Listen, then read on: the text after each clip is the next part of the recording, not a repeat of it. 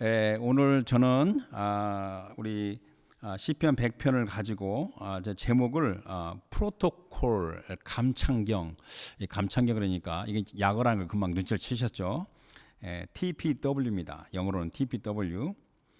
그러니까 이게 첫 글자만 이게 따가지고 붙이기 때문에 이게 어크라스틱이라고 이렇게 말하는데, 이 감창경은 이게 감사, 찬양, 경배입니다. TPW는 Thanksgiving and Praise and Worship. 이것인데 이거 순서가 중요합니다. 순서가 처음에 감사합니다. 그 다음에 찬양이고 그 다음에 경배입니다. 여러분들 다 아시다시피 이 프로토콜 그러면 원래 이게 외교 용어입니다. 외교의 그 의례나 의전에로서 그 외교를 수행하는 절차와 방식입니다. 이 국가 간에 외교할 때 프로토콜이 있는데 그 프로토콜을 위반하게 되면 이건 굉장히 큰 문제입니다. 그 결과로 이 국가 간의 그 관계와 교류가 이루어지지가 않습니다. 그런데 요즘에는요, 프로토콜 그러면 이제 외교가 안 떠오르고 당장에 컴퓨터가 먼저 떠오릅니다. 그래서 이 프로토콜 하면 요즘에는 컴퓨터의 통신 방식을 떠올립니다. 이 컴퓨터 네트워크에서 그 여러 컴퓨터들 사이에 또는 중앙에 컴퓨터가 있으면 그 단말기 사이에 서로 이렇게 데이터를 주거니 받거니 하는 그 순서와 그 절차의 규약입니다. 규약. 그래서 그걸 통신 프로토콜 하는데 요즘에 그냥 다 프로토콜을 합니다.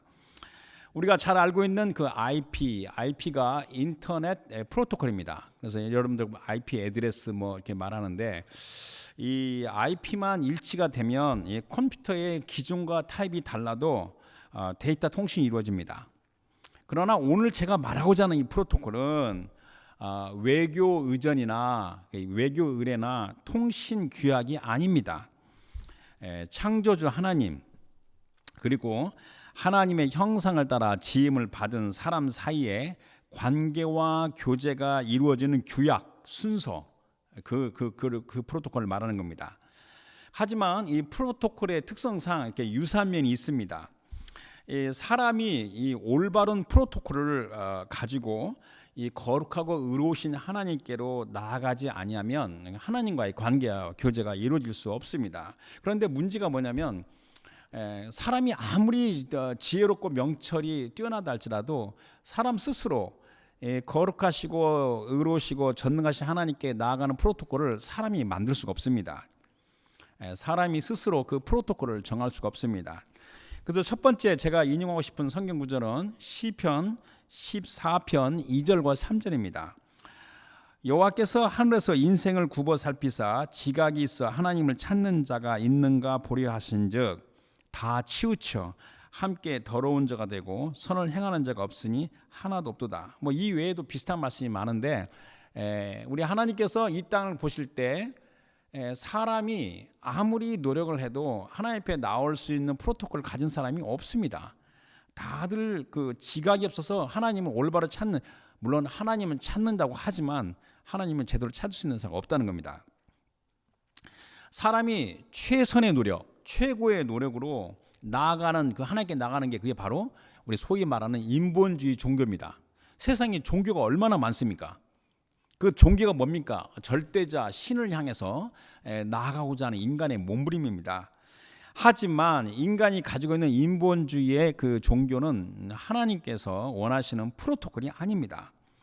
오직 의로우신 하나님께서 정하신 방법과 방식이어야 합니다. 하나님의 방법과 방식으로 사람은 이 자기 자신을 창조하신 전능자에게로 나아가 관계를 맺고 교제를 나누는 겁니다. 그래서 뭐 이에 대해서 우리가 이제 크게 생각할 게 많은데 우선 크게 나눠서 두 단계로 생각했습니다. 먼저 첫 번째 단계인데 허물과 죄로 죽고 허물과 죄로 얼룩진 사람이 거룩하고 의로우신 하나님께로 나아가려면 기본적으로 의롭고 정결해야 하는데 그 사람의 힘으로는 할 수가 없어요. 그러나 이 하나님의 말씀이 우리에게 주신 그 방법이 뭐냐면 하나님의 언약에 근거한 우리의 모든 죄의 대가인 언약의 피입니다. The blood of the covenant. 그러니까 우리의 죄를 용서하시고 우리를 깨끗게 정결하게 하시는 언약의 피입니다. 그런데 거두절미하고 그 언약의 피는 하나님의 아들 메시아 그리스도의 구속 죄사함의 언약의 피입니다. 출애굽기 24장 8절에 보게 되면 이제 이거는 이제 모세가 그 언약을 시내산 언약을 받는 장면인 그건데 24장 8절에 모세가 그 피를 가지고 백성에게 뿌리며 이르되 이는 여호와께서 이 모든 말씀에 대하여 너희와 세우신 언약의 피니라. 이 언약의 피가 우리를 죄에서 용서하시는 겁니다. 그래서 이게 구속 죄사함입니다. 또 요한 1서 1장 7절을 보게 되면 그가 빛 가운데 계신 것 같이 우리도 빛 가운데 행하면 우리가 서로 사귐이 있고 코이노니아가 있고 그 아들 예수의 피가 우리를 모든 죄에서 깨끗하게 하실 것이요. 제가 오늘은 자세히 설명을 좀 하진 않겠지만 이 구속 죄사함과 용서는 좀 다릅니다.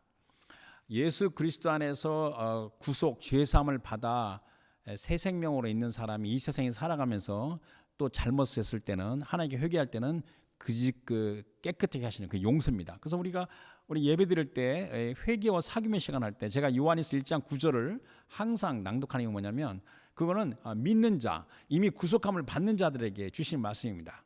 우리가 이 세상을 살아가면서 하나님께서 기뻐하시지 않는 일을 하겠거나 우리가 또 이 죄를 느꼈을 때는 또 회개하는 겁니다. 그러면 그 아들 예수의 피가 우리를 항상 깨끗게 하시는 겁니다. 또 히브리서 1장 3절에 보게 되면 이는 이 아들은 the son 하나님의 영광의 광채시요 그 본체의 형상이시라. 그의 능력의 말씀으로 만물을 붙드시며 죄를 정결하게 하는 일을 하시고 높은 곳에 계신 지극히 크신 이의 우편에 앉으시니라.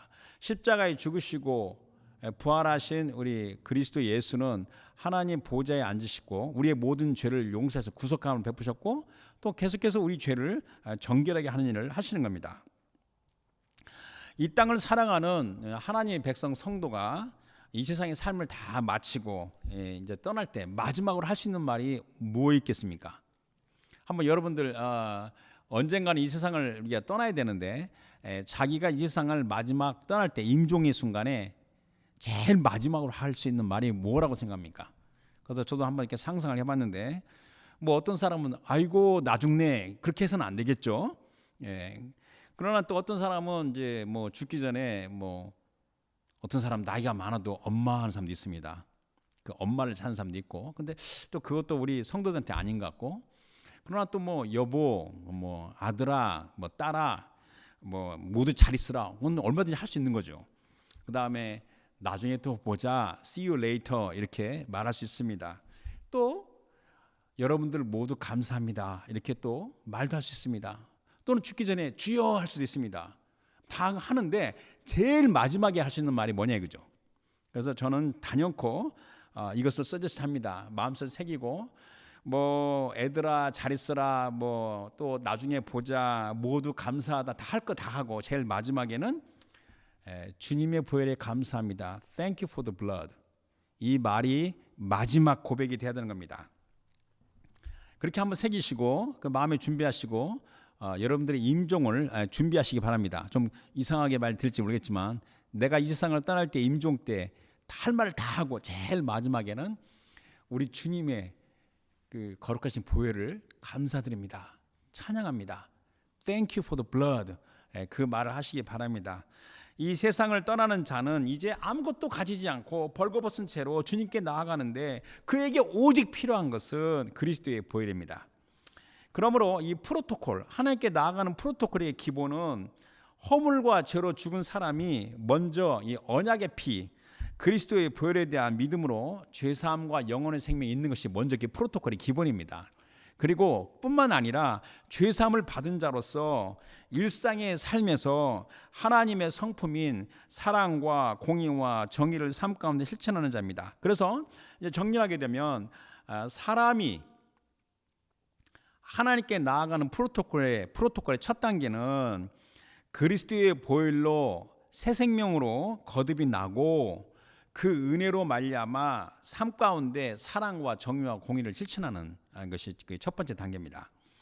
여러분들 사랑의 반대가 미움과 증오인데 내 마음속에 미움과 증오가 가득 차거나 또 이 정의의 반대는 비도덕과 비윤리적입니다. 여러분들 그 성도라고 해서 이 비도덕적이고 비윤리적인 것이 정당화될 수가 없습니다. 또 이 공의의 반대는 불의인데 이 불의는 하나님의 뜻은 말씀을 거스르는 겁니다. 그러니까 내 마음에 미움과 증오가 있거나 비도덕적이고 비윤리적이고 또 이 불의가 있게 되면 주님과 교제를 가질 수가 없습니다. 그래서 시편 89편 14절 말씀은 아주 중요한 말씀입니다.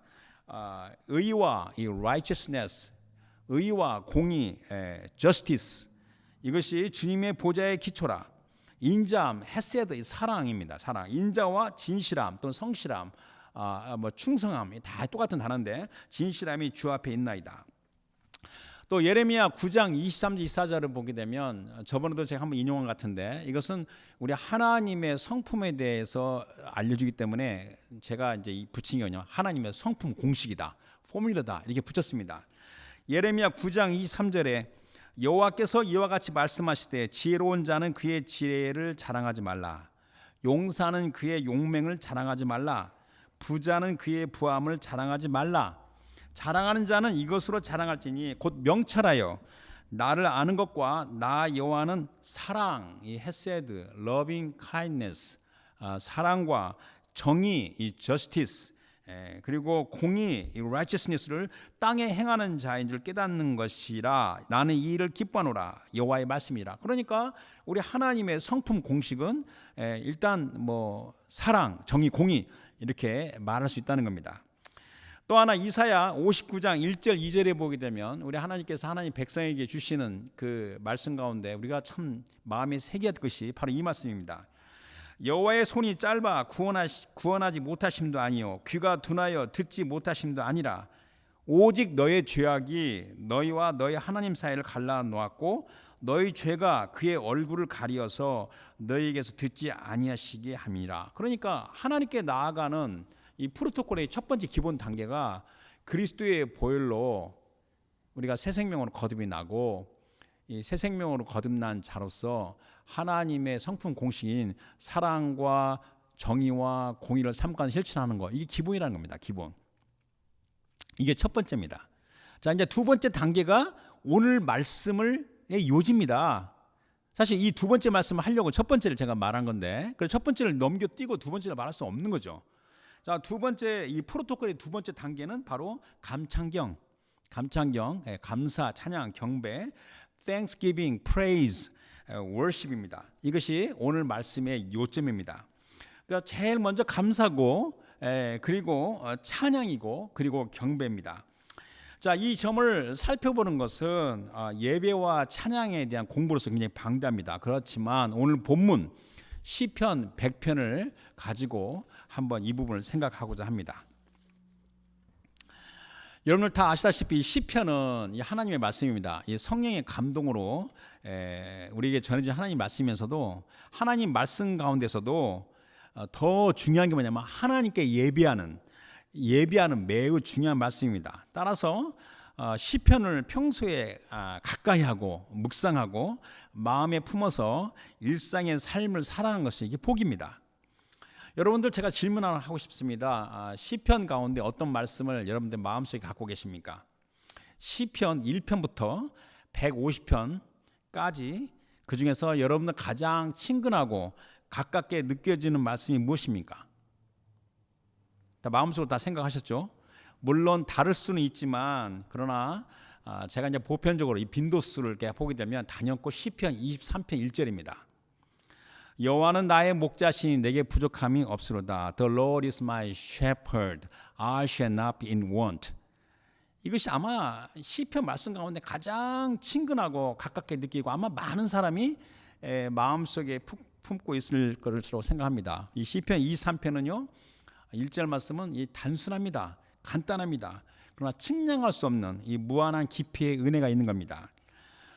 시편 23편은 매우 감미롭고 이 잔잔하며 이 깊은 평온함의 은혜를 줍니다. 그러나 여러분들 우리가 이 말씀을 볼 때는 이건 단순히 낭만적이고 사치스러운 그런 은혜가 아닙니다. 오히려 시편 23편을 우리가 보고 그 앞에 22편과 24편과 연결을 쭉 보게 되면 오히려 치열하고 혹독한 이 전투를 통과한 이 전사 워리어, 이 워리어에게 임하는 평안과 이 같은 은혜입니다. 이 세상의 삶에서 이 세상의 삶이 여러분들 아무리 꽃동네 같다고 말하지만 그렇지 않습니다. 이 세상의 삶은 굉장히 잔인하고 또 때로는 사악한 대적들이 있고 원수들의 맹렬한 공격이 있는데 그 가운데 뚫고 지나가는 성도가 심한 전투를 통과한 성도가 받아 누리는 평안 같은 은혜가 바로 시편 23편입니다. 얼마나 감미로운지 모릅니다. 현대 그리스도인들이 삶의 현장에서 얼마나 치열하게 정말 영적 전쟁을 치릅니까? 여러 도전과 어려움과 또한 대적 마귀의 간계와 공격에서도 그를 통과하면서도 누리는 감미롭고 평안한 은혜가 시편 23편입니다. 그래서 시편 23편 4절 말씀에 내가 사망의 음침한 골짜기로 다닐지라도 해를 두려워하지 않을 것은 주께서 나와 함께 하심이라 주의 지팡이와 막대기가 나를 안위하시나이다. 제가 시편 23편을 지금 말하려고 하는 건데 시편 23편은 일단 3인칭의 주어의 주님을 말하다가 갑자기 2인칭으로 주님을 그러니까 우리말로 보면 유죠 유 이렇게 바뀌면서 1인칭인 개인이 서로 이 나누는 아름다운 교제입니다. 그래서 저는 이제 시편 이 150편 중에서 시편 23편이 가장 개인적입니다. 순전히 주님과 나의 그 단둘이 그 관계입니다. 자, 그다음에 시편 23편 중에서 그 다음에 시편 어떤 것이 가장 빈도수가 높을까 생각해봤는데 제 생각에는 시편 1편입니다. 시편 1편은요, 시편 주제는 이 복에 대한 겁니다. 복. 그래서 시편 그 1편도 물론 이 개인을 가리키는 겁니다. 단수지만 시편 1편은 누구든지 해당되는 게 공동체적인 선언입니다. 시편 1편 1절에 복 있는 사람은 Blessed is the man. 그래서 blessed 제일 앞에 먼저 나옵니다. 자, 복 있는 사람은 악인들의 꾀를 따르지 아니하며 죄인들의 길에 서지 아니하며 오만한 자들의 자리에 앉지 아니하고 그러니까 시편 24편은 굉장히 개인적인 거고 시편 1편은 개인적인 거지만 이게 공동체적으로 선언한 거고 그래서 이 시편 1편은 또 시편 전체의 주제가 복 있는 자이기 때문에 그 시편 전체를 규명하는 아주 귀한 말씀입니다. 자, 그 다음에 시편 23편, 그 다음에 시편 1편, 그 다음에 어떤 말씀이 중요할까 생각해 보면 물론 약간 이제 빈도수 면에서는 여러분들이 좀 이렇게 서로 이렇게 아규를 할 수 있습니다. 그러나 시편의 특성상 그 중요도, 시편의 특성상 그 중요도에 따라서 그 다음으로 중요한 그 시편 말씀이 바로 시편 100편이라면 100편. 왜냐하면 시편 100편은요 예배에 대한 말씀입니다. 예배. 그러니까 23편은 순전히 개인적인 거고 1편은 시편 전체의 주제를 말하면서 시편이 지향하는 예배에 관한 말씀이 시편 100편입니다. 물론 저는 개인적으로 시편 100편이 빈도수가 가장 높다고 봐야 됩니다. 그러나 일반 우리 성도들을 보게 되면 시편 100편을 가까이 하지 않는 경우를 제가 많이 보는데 사실은 제가 시편 전체에서 3대 시편을 고른다면 시편 23편과 시편 1편과 시편 100편인 겁니다. 23편은 6절로 이루어져 있고 시편 1편은 6절로 이루어졌고 시편 100편은 5절로 이루어졌습니다. 굉장히 말씀이 짧지만 얼마나 중요한 말씀인지 이루 말할 수가 없습니다. 그래서 여러분들 제가 꼭 오늘 제가 제안하고 싶은 것은 뭐냐면 시편 23편, 1편, 100편을 암송하십시오. 암송해서 시간 날 때마다 묵상하면서 마음에 품으시오. 근데 좀 나는 암송을 잘 못하겠다 하면요 종이에다 적으십시오. 종이에 적기 힘들면 프린트 하십시오. 해가지고 주머니 넣고 다니면서 틈틈이 읽고 묵상하시기 바랍니다. 우리 캐나다 서부 장로교회 주일학교 어린아이들은 이 시편 이 세 개를 다 암송하는 것이 목표인데 23편은 거의 다 암송합니다. 지금 아이들이 1편을 암송하고 있습니다. 그래서 제가 우리 주일학교 부탁이 1편 끝나면 100편을 암송하도록 했습니다. 그래서 우리 어린아이들이 시편 23편, 1편, 시편 100편을 물론 이제 얘들은 이제 NIV 영어로 암송을 하는데 그걸 딸딸딸딸 암기를 하고 묵상을 합니다. 그래봤자 6절 더하기 6절은 12절이죠. 12절에다 5절 되면 17절, 17절밖에 되지 않습니다. 총 이것을 묵상을 합니다. 그러나 우리 아가들이 비록 시편의 그 깊은 의미를 정확히 모른다 할지라도 그들이 계속 암송하면서 나아갈 때 그 말씀의 깊이의 은혜를 점점 깨닫게 될 것입니다. 그리고 그 말씀, 아이들이 자라면서 그 말씀 가운데 우리 하나님의 선하신 손길을 체험할 것입니다. 그래서 말씀대로 그 우리 아이들, 사랑하는 아이들이 복된 자가 될 것을 믿습니다. 시편 100편을 보게 되면 시편 100편은 시편 기자가 큰 감동, 감격과 또 흔들리지 않는 권위에서 나오는 명령문입니다. 그래서 시편 100편을 보게 되면 처음에 끝까지 다 명령문입니다. 자, 부를지어다 섬기며가 뭐냐면 원래는 명령문 섬기라 그 뜻입니다. 예배하라 그 뜻입니다. 나아갈지어다 알지어다 들어가며 하면 들어가라 감사하며 감사하라 송축할지어다. 그래서 이것이 명령문입니다. 그리고 시편 100편은 크게 우리가 또 세 부분을 나눌 수가 있는데 1절과 2절은 우리가 주 하나님, 그러니까 야훼 아도나이, 주 하나님께 즐거움과 기쁨을 올려드리는 찬양 예배로 만물을 초대하는 것을 선포하는 겁니다. 또 이 3절과 4절에서는 우리가 예배하는 하나님과의 우리와의 관계를 말하면서 어떻게 우리가 주님의 임재하심으로 들어갈 것인지를 설명한 것이 3절과 4절입니다. 또 5절은 우리 하나님의 속성을 함축적으로 우리의 감사와 찬양과 경배의 측면으로 설명한 것이 바로 5절입니다. 자, 그럼 먼저 이제 1절과 2절을 보도록 하겠습니다. 제가 1절과 2절을 먼저 읽겠습니다. 온 땅이여 여호와께 즐거이 찬송을 부를지어다. 기쁨으로 여호와를 섬기며 노래하면서 그의 앞으로 나아갈지어다. 그러니까 이게 시편 100편의 이 머릿말은 감사이신데 이 감사, 이 바로 뭐냐면 예배자들이 감사의 예물을 가지고 하나님의 성전과 성전 뜰을 지나면서 부르는 찬양이 바로 100편입니다. 그래서 온 땅에 할 때 이 all the earth 그런데 이건 뭐냐면 모든 민족을 가리키는 겁니다. 모든 세상 만민의 모든 민족을 가리키면서 큰 소리로 우리 주 하나님을 예배하고 찬양하라는 것을 강조하며 선포하는 겁니다. 이 땅에 아직까지 아픔과 좌절과 고통이 종종 있다 할지라도 우리 주님을 찬양하는 데에는 슬픔과 절망과 원망의 고백의 자리가 있을 수가 없습니다.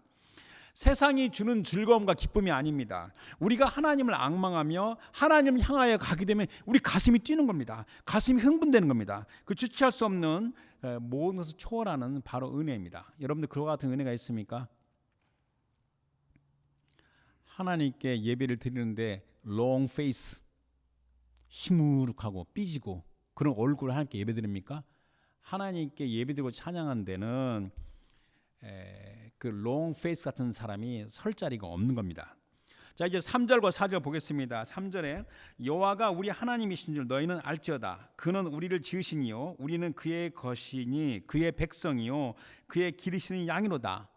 4절이 요절인데 감사함으로 그의 문에 들어가며 찬송함으로 그의 궁전에 들어가서 그에게 감사하며 그의 이름을 송축할지라. 그래서 감사와 찬송을 이렇게 반복해서 4절에서 하는 겁니다. 자, 그러니까 여호와가 우리 하나님이신 것을 알지어다. 그는 우리를 지으시니요. 그러니까 내가 예배하는 그 대상 하나님은 바로 나를 만드신 분이라는 겁니다. 아주 심플한 거지만 이것을 잊고 삽니다. 우리가 하나님께서 내 오장 육보뿐만 아니라 나의 어떤 정신과 내 혼과 영혼을 다 만드신 분이라는 겁니다. 나의 주인이라는 겁니다. 근데 나의 주인일 뿐만 아니라 나를 소유하시고 또 뿐만 아니라 나를 양육하시고 나를 기르시는 전능자 하나님이시라는 겁니다. 또 그런 하나님과 관계를 말한 다음에 하나님께 나아가는 그 순서, 절차, 그 프로토콜, 그 규약을 4절에서 말하는데 하나님으로 나아가는, 즉 하나님의 임재하심으로 들어가는 프로토콜은 감사와 찬양입니다. 그래서 그의 문에 들어갈지어다. 근데 이게 문이 이게 원래 복수명사입니다. His gates입니다. 하나님의 성전에 문이 이렇게 여러 군데가 있습니다. 우리 요한계시 보게 되면 12문이 있죠.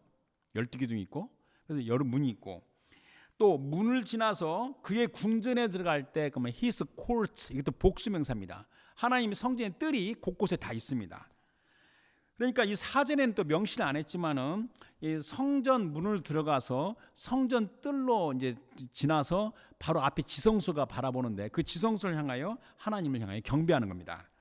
따라서 우리 주님께 나아가는 프로토콜은 감사함으로 그 문을 지나가고 찬양함으로 그 뜰에 들어가서 그리고 하나님을 향해서 엎드려 경배하는 겁니다. 그래서 감찬경, 감사 찬양 경배, 영어로는 TPW인데 Thanksgiving and Praise and Worship. 그래서 우리가 주님께 감사와 찬양과 경배를 드리는 것은 오직 주님의 이 긍휼과 은혜로만 가능합니다.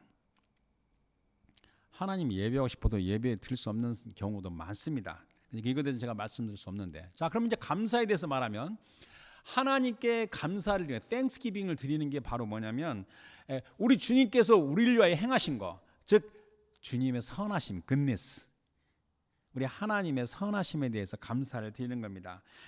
시편 34편 8절 전반부 보게 되면 너희는 여호와의 선하심을 맛보아 알지어다 하는데 taste and see that the Lord is good.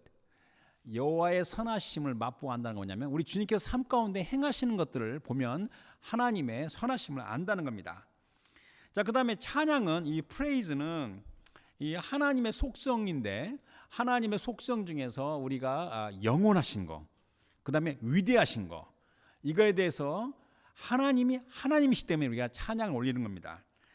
이 감사와 이 찬양은 주님께 나아가는 이 프로토콜인데 오늘 여기에서만 그치면 안 됩니다. 제가 오늘 가고 싶은 거냐면 개인적으로 우리가 하나님께 기도드리는 프로토콜도 똑같습니다.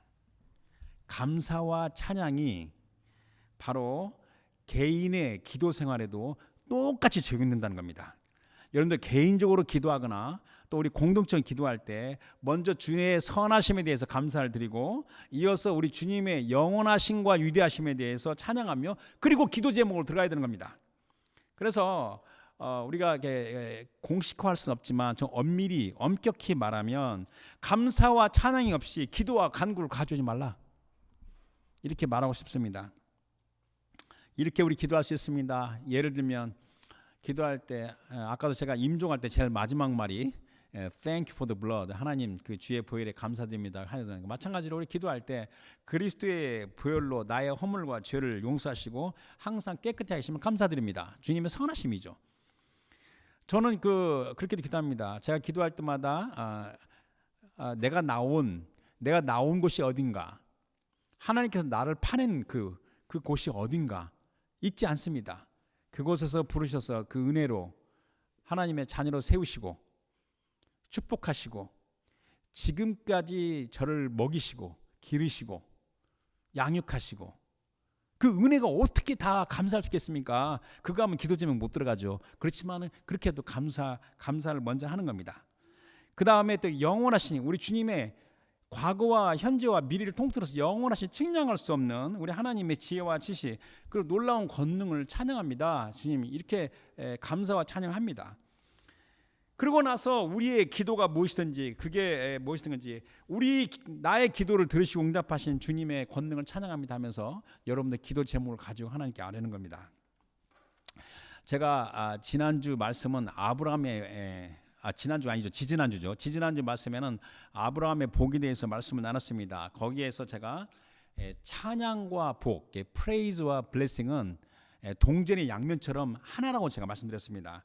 다시 제가 자세히 설명할 수 없지만 헬라어에서는 헬라어의 단어의 이 blessing, 이 blessing은 바로 divine favor, 뭐냐면 하나님의 그 은혜를 받는 게 blessing이고 그 앞에 단어가 praise라고 씁니다.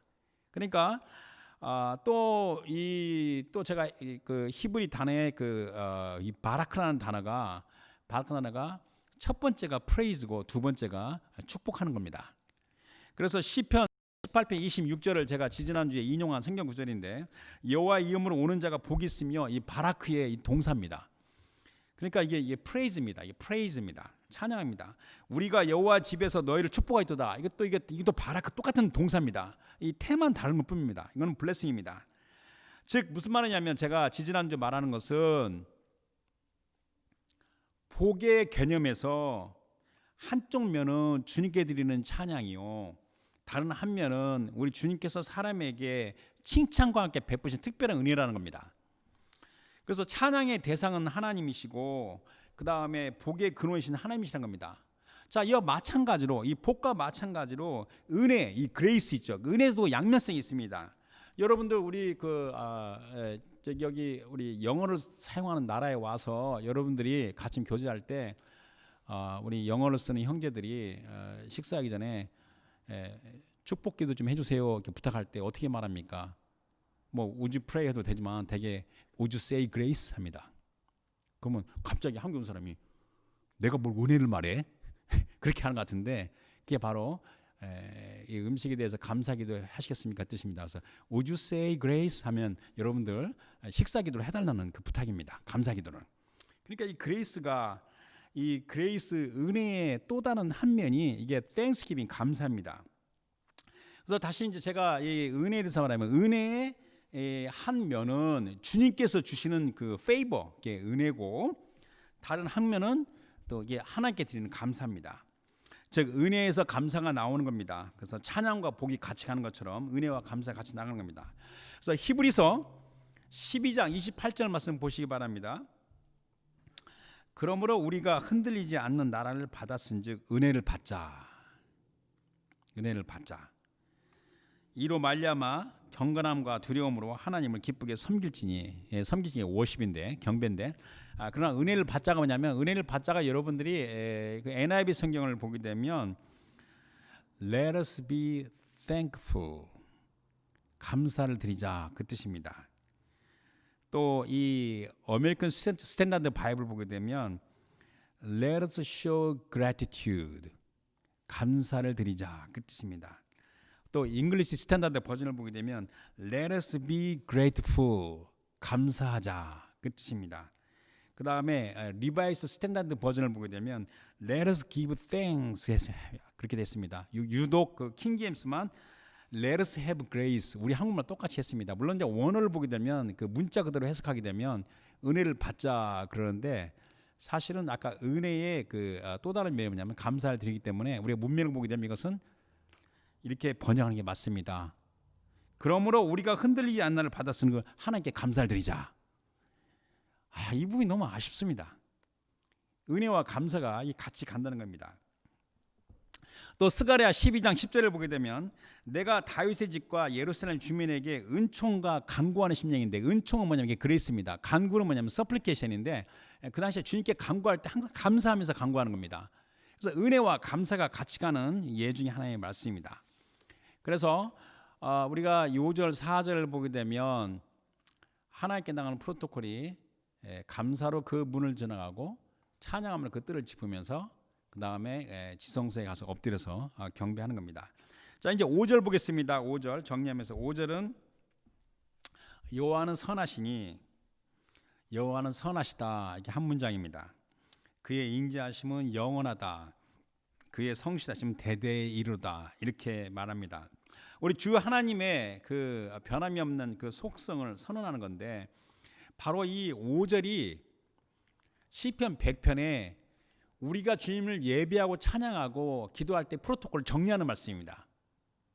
그래서 감사와 찬양과 경배를 가리키는 겁니다. 만약에 여러분들 우리가 이 감사와 찬양과 경배를 어떻게 할지 잘 모른다면 시편 100편 말씀을 잘 주의해서 묵상하시기 바랍니다. 자, 첫 번째, 여호와는 선하시니. 그런데 여기서 중요한 게 뭐냐면요, 앞에 이 단어 하나 빠졌습니다. 왜냐하면 그게 빠진 겁니다. 이게 영어로는 for the Lord is good 해가지고 for가 왜냐하면 그 뜻인데 히브리 원문에도 이 because라는 단어가 있는데 이게 번역 안 됐습니다. 그래서 진짜 번역한다면 4절에 그에게 감사하며 그 이름을 송축할지어다. 왜냐하면 여호와는 선하시고 여호와의 인자하심은 영원하고 여호와의 선하심 대대에 이르기 때문에 그렇다라고 이렇게 말을 해야만이 더 정확한 의미입니다. 자, 그러니까 여호와는 선하시다. 그러므로 즐거움과 기쁨으로 우리 주님의 선하심에 대해서 감사를 드리면서 주의 성전의 문을 지나가는 겁니다. 내 자신의 삶 가운데 행하신 우리 하나님의 선하신 손길을 생각하면서 우리 감사함으로 성전 문으로 들어가는 겁니다. 자, 두 번째가 그의 인자하심이 영원하다 그랬는데 His love endures forever 그랬는데 이 주님의 사랑과 긍휼과 자비는 영원한데 원래 성경을 이렇게 구해보면 영원함과 하나님의 전능하심은 이게 사이드 바이 사이드 가는 겁니다. 그러니까 주님의 영원하심과 영원한 것은 전능자밖에 없습니다. 영원하심과 전능하심에 대해서 찬양하는 겁니다. 그래서 영광을 주관하시는 영원을 주관하시는 우리 전능자시에게 즐거움과 기쁨으로 주님의 영원하심과 위대하심에 찬양을 드리며 성전뜰에 들어가는 겁니다. 자, 그러니까 여호와는 선하심으로 그 선하심에 감사함으로 성전의 문에 들어가며 그 주님의 사랑은 영원하시기 때문에 영원하심과 그 전능하심으로 찬양하며 성전뜰을 밟으면서 그 다음에 마지막으로 하나님의 성실하심이 대대에 이르기 때문에 우리가 주님 앞에 경배하는 겁니다. 여기에서 이 성실하심, 이 성실하심은 또 진실한 과 이게 같은 단어입니다. 같은 의미인데, 그러니까 제가 카톡으로 엊그저께 보내드렸죠. 하나님의 거룩하심이 우리 삶의 현실에 비춰서 투영돼서 나타나는 것이 바로 성실하심과 진실하심입니다. 그러므로 여호와의 성실하심이 대대이로다. 영원히 우리 이 땅에 살고 있는 동안에 영원히 이로다. 이 말은 뭐냐면 아까도 이 세상에는 거룩함을 알 수 있는 사람 없어요. 거룩함이 예가 없어요. 그런데 우리 현실에 비춰 나타나는 그 주님의 거룩함은 우리 주님의 성실하심, 신실하심, 또 이게 진실하심, 이게 바로 주님의 거룩함입니다. 그래서 우리 삶 가운데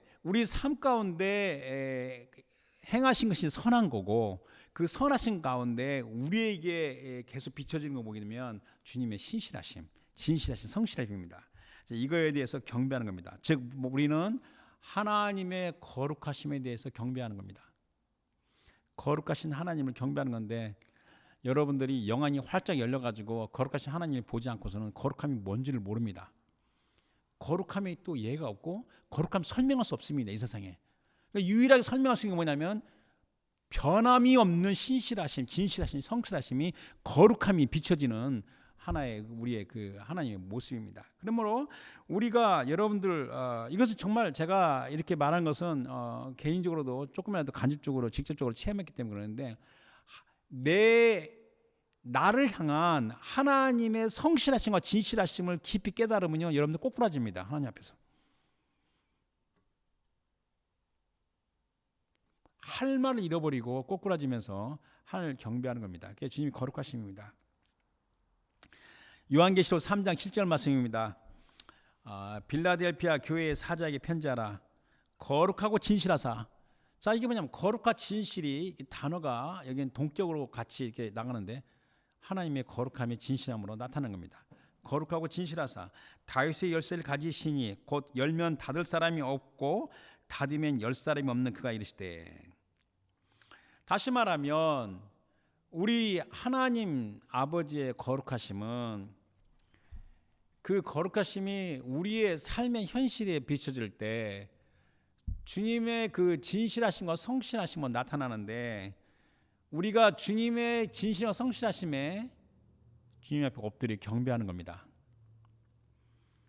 감창경, 그러니까 감사와 이어서 찬양이고 찬양에 이어서 우리 주님의 성실하심으로 말미암아 우리가 엎드려 경배하는 겁니다. 그래서 thanksgiving and praise and worship. 그리스도 예수 안에서 죄사함과 영생을 받고 말씀을 진행하는 자들이 주님께로 나가는 프로토콜이 바로 감사와 찬양과 경배입니다. 이것을 아까 제가 이 공부를 하는 것이 굉장히 방대한 건데 그냥 말씀을 마치기 전에 시편 하나를 더 보도록 하겠습니다. 시편 95편 1절부터 7절입니다. 좀 길지만은 한번 천천히 보도록 하겠습니다. 시편 95편 1절. 오라 우리가 여호와께 노래하며 우리의 구원의 반석을 향하여 즐거이 외치자. 우리가 감사함으로 그 앞에 나가며 우리가 하나님께 감사함으로 먼저 나갑니다. 그리고 시를 지어 즐거이 그 노래하자. 이게 찬양입니다. 감사함으로 하나님께 나가서 하나님 앞에서 찬양하자. 그 다음에 3절에 보게 되면 여호와는 크신 하나님이시요 모든 신들보다 크신 왕이시기 때문이로다. 땅의 깊은 곳이 그의 손 안에 있으며 산들의 높은 곳도 그의 것이로다. 이게 위대하심에도 찬양하는 거죠.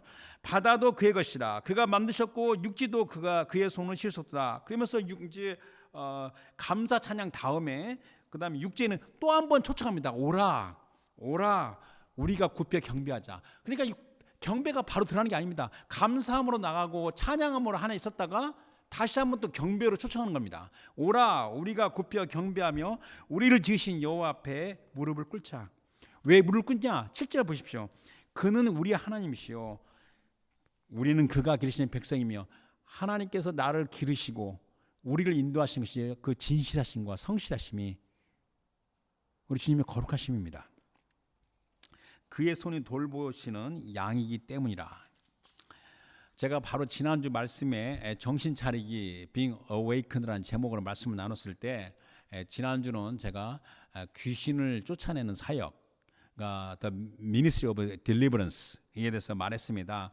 그러면서 현대 교회의 가장 큰 문제가 바로 뭐냐면 이 귀신들, 이게 디몬스에 대해서 그 존재에 대해서 이해가 굉장히 무지하고 잘 몰지 못하고 또 하나님의 말씀을 왜곡해가지고 곡해가지고 아주 혼란스러운 경우가 많습니다. 그러나 하나님의 말씀에 따라 좌우로 치우치지 않는 올바른 이해를 가져야 되는 겁니다. 제가 지난주에 강조했듯이 이 귀신들은 엄연히 존재하는 영적 실체입니다. 그들은 얼마나 잔인하고 상상할 수 없이 사악한 영적 실체인지를 설명할 수 없다고 제가 말씀드렸는데 확실히 그렇다는 겁니다. 자, 귀신들은 우리의 무지. 뭐 요즘 생 귀신이 어디 있어? 그 눈에 보여? 그런 무지. 아니면 또 귀신을 잘못 알고 그냥 무서워하는 그 오해, 그 무지에서는 그 두려움. 그걸 통해서 은밀히 우리 삶 가운데 잠입합니다. 이 귀신들은 우리를 도둑질하고 죽일 멸망시키는 이게 원수입니다. 들어와 가지고 우리 안에 있는 그 육체의 죄성을 통해서 두려움과 의심을 조장시키고 무엇보다도 하나님 말씀을 거슬려서 죄를 짓게 하고 멸망으로 가게 하는 겁니다. 그러므로 우리는 항상 깨어서 정신을 차려서 귀신들의 숨겨진 정체, 제가 지난주에 하얀 발이라고 설명했죠. 제가 뭐 사마이까지 이야기하면서 하얀 발을 했는데 그들의 숨겨진 정체 하얀 발을 속지 말고 믿음에 굳게 서서 주 예수 그리스도의 이름으로 대적해야 된다고 제가 지난주에 강조한 말씀이 바로 그겁니다. 틈을 내주거나 결코 문을 열어준 일이 있어서는 안 된다는 겁니다. 그런다 오늘 말씀에 중요한 게 뭐냐면요. 그 무엇보다도 중요한 게 뭐냐면 주 하나님을 향한 감사와 찬양과 경배가 살아있는 삶, 그 사람에게는 그 사람의 삶에는 악한 영들이 기겁을 하고 도망가가지고 낄 수 없다는 겁니다. 아까 제가 하나님께 나간 프로토콜이 감사와 찬양과 경배로만 이야기했는데 하나님께 나가게 되면요. 우리를 도둑질하고 죽이고 멸망시키는 이 악한 영들이 우리에게 올 수가 없습니다. 오늘 말씀의 결론이 뭐냐면 하나님께 나가는 프로토콜, 이 감사와 찬양과 경배에 깨어서 살아있는 자에게는 그 어떤 악한 것도 틈타고 들어올 수 없다는 겁니다. 반대로 하나님에 대한 예배가 실종된 곳에는 곤란함이 임하는데 그 곤란함이 바로 도둑질하고 죽여 멸망시키는 악한 것들이 슬며시 들어와 자리 잡습니다. 여러분은 곤란한 것 중 제일 심한 곤란한 게 뭔지 아십니까? 곤란한 걸 모르는 겁니다. 그게 제일 무서운 겁니다. 실제로는 곤란함이 그 삶 가운데 임했는데 그 사람이 곤란한 걸 모르는입니다. 나중에 시간이 많이 지난 다음에 아이구나 내가 공경에 빠졌구나 느끼는 그 곤란함이 제일 무서운 곤란함입니다. 여러분들 요즘 코로나 바이러스도 왜 그 다른 바이러스에 비해서 왜 이렇게 우리가 위험하다고 생각합니까? 이게 무증상 전파, asymptomatic transmission. 아니 멀쩡하다가 갑자기 사람이 다 그 바이러스 전파하고 몸에 발병이 돼서 아주 치명적인 상태로 가는 겁니다. 제가 왜 이 말씀을 드리냐면 여러분들 삶 가운데 하나님에 대한 예배가 실종되어 있으면 곤란함이 슬며시 들어와 자리를 잡는다는 겁니다. 사무엘상 16장 23절 보겠습니다. 이게 사울과 다윗의 이야기인데 뭐 우리 스토리 다 아는 거지만은 제가 읽겠습니다. 사무엘상 16장 23절에 하나님께서 부리시는 악령이 사울에게 이를 때 다윗이 수금을 들고 와서 손으로 탄저. 이게 찬양입니다. 다윗이 수금을 여호와를 찬양하는 겁니다. 손으로 찬즉 사울이 상쾌하여 났고 악령의 귀에서 떠나가더라. 감사와 찬양과 경배가 살아있는 자리에는 악령들이 들어올 수가 없습니다. 그래서 시편 34편 1절에 내가 여호와를 항상 송축하며 내 입술로 항상 주를 찬양하리이다. 또 시편에 와서 우리 신약에 와서 제일 마지막으로 골로새서 3장 16절 17절입니다. 제가 평소에 좋아하는 말씀으로 가끔 자주 묵상하는 말씀인데 그리스도의 말씀이 너희 속에 풍성히 거하여 모든 지혜로 피차 가르치며 권면하고 시와 찬송과 신령한 노래를 부르며 감사하는 마음으로 하나님을 찬양하고 17절 또 무엇을 하든지 말을 하든지 일을 하든지 다 주 예수의 이름으로 하고 그를 힘입어 하나님 아버지께 감사하라. 눈에 보이는 현실의 그 요동치는 상황과 그에 따라 내 속에 일어나는 그 감정, 그 소란스러운 감정에 휘둘리지 말고 살아계신 거룩하신 주 하나님께 감사와 찬양을 드리는 것을 우리가 배워야 되는 겁니다. 여러분 이게 하루아침에 안 됩니다. 그냥 뚝딱 하면 되는 줄 같은데 천만의 말씀입니다. 하나님께 감사하는 것을 하나님께 드리는 찬양을 내가 꾸준히 배우고 터득하지 않으면 방법을 몰라요. 알아도 실천을 못합니다. 그래서 감사와 찬양을 드리는 것을 배우고 터득해야 되는 겁니다. 주님을 경배함으로 은혜와 복의 근원으로 들어가야 되는 겁니다. 그래서 오늘 말씀은 우리 전능하신 하나님께 나아가는 프로토콜, 즉 감창경 TPW 그러니까 감사, Thanksgiving, and 찬양, Praise, and 경배, Worship. 이 감사와 찬양과 경배를 여러분들 배우고 내가 터득하여 삶 가운데 실천해야 되는 겁니다. 그래서 우리 캐나다 서부장로교 성도 여러분들 오늘 말씀을 잘 마음에 새기면서 감사와 찬양과 경배가 이게 하나님께 나가는 프로토콜이다. 이게 두 번째 아까 프로토콜 두 번째 단계로 얘기했어요. 거기에서 그거나 해서 여러분 삶 가운데 또 드리는 예배 가운데 무엇을 하든지 간에 감사와 찬양과 경배를 온전히 이루시길 주님으로 축원합니다. 이 주신 말씀에 따라서 이 감사와 찬양과 경배가 내가 하나님께 모여서 예배를 드리고 내 삶 가운데 아까도 우리 기도했지만 하나님 이 마지막 때 정말 영과 진리로의 하나님을 예배하는 정말 예배자로 우뚝 서기를 원합니다. 제 삶 가운데 우리 주님의 선하심에 대해서 감사를 드리고 우리 주님의 영원하심과 위대하심을 찬양하고 우리 주님의 거룩하심 즉 성실하심과 진실하심에 대해서 굽혀 경배하는 그런 복된 삶을 살 수 있게 도와달라고 우리 다 같이 통성으로 기도하겠습니다.